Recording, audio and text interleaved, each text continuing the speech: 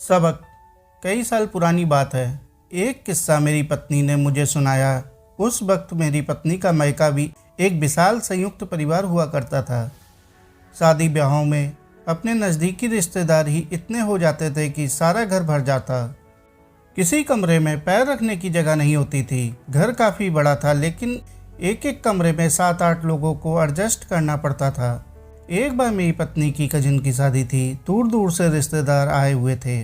उनमें से एक बेहद हैंडसम और दौलतमंद लेकिन निहायत ही बदतमीज और नकचढ़े जीजा जी भी शामिल थे। कब मुंह से क्या बोलना है उनको इस बात का जरा भी अंदाजा ना था। दौलतमंद और बड़े शहर से होने के कारण उनके दिमाग पर चर्बी कुछ ज़्यादा चढ़ी हुई थी। अपनी जुबान पर लगाम देना उन्हें आता ही नहीं था और ससुराल में आने के बाद उनकी जुबान पर काबू बिल्कुल ही नहीं रहता था। बात बात में अपनी बड़ाई करना, दूसरे रिश्तेदारों पर कटाक्ष करना उनकी आदत में शामिल था।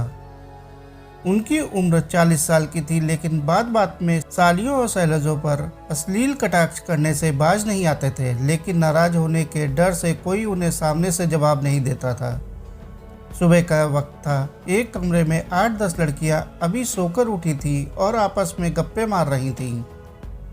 इतने में जीजा महाशय ने कमरे में प्रवेश किया। एक लड़की ने सिस्टर चारबस जीजा से कहा, आइए जीजा जी बैठिए ना।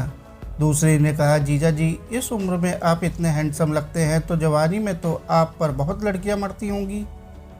जीजा जी ने अभिमान के स्वर में जवाब दिया, अरे पूछो मत, जवानी में तो हम जिस लड़की के पास से गुजर जाते थे वह प्रेग्नेंट हो जाती थी।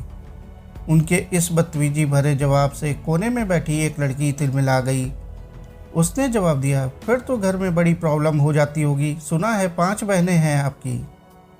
जीजा जी की खोपड़ी ने इस जवाब को प्रोसेस करने में 20 सेकंड लगाए। उसके बाद तो उनका चेहरा और कान लाल हो गए। कुछ जवाब देते ना बना। मजाक कर रहे हैं हम, जीजा ने आंखें फाड़ते हुए गुस्से में जवाब दिया। लड़की ने जवाब दिया, अरे हम भी मजाक कर रहे हैं जीजा जी, आप तो बुरा मान गए। जीजा जी तिलमिलाते हुए कमरे से बाहर निकल गए। उनके बाहर निकलते ही एक जोरदार ठहाके से पूरा कमरा गूंज उठा। उसके बाद पूरी शादी के दौरान उन्होंने किसी लड़की से आंख मिलाने की हिम्मत नहीं की। शायद उनको अपनी बदतमीजी का कड़वा सबक मिल चुका था।